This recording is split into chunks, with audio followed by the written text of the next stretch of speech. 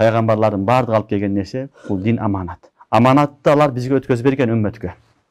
Үммөт эми ошол аманатты кандай алган болсо, динди пайгамбарлардан ошондой жеткизип беришлик бул дагы биз мойнубуздагы милдетибиз. Пайгамбарыбыз саллаллаху алейхи вассалам алып келген дин, буну биз өзүбүздүн тарафынан өзгөртө албайбыз. Ага ашыкча эчтеке кошо албайбыз.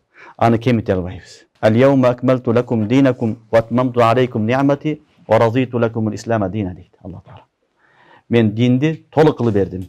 Силерге разы болуп сүйүп берген диним ислам дини дейт болду. Демек, дин мукаммал, толук болгон, ага биз өзүбүздүн тарафынан бирдекени кошконго болбойт. Эгерде бирдекени кошсоң, ушул жакшы экенин кошуп коеюн деп, аны шариатта бидат дейт. Кийинки урпакка жеткизип беришлик бул биздин милдетибиз.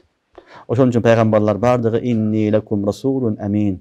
Мен силерге аманатчыл, чынчыл, ишеничтүү пайгамбармын. Алып келген нерселерим бардыгы туура.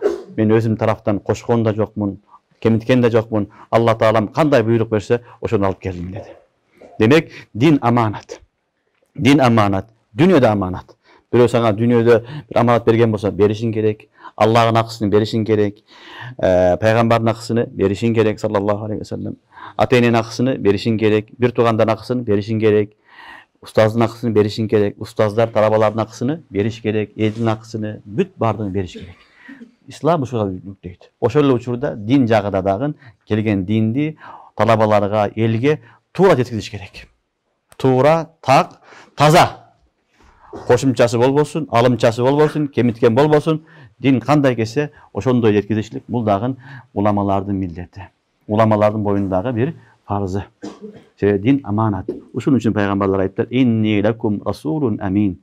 Мен силерге аманаткөй, чынчыл, таза пайгамбармын. Мен эчтекени кошпоймун, эчтекени алымча кыла албаймын. Аллахтын өкүмүн силерге жеткиземин dedi.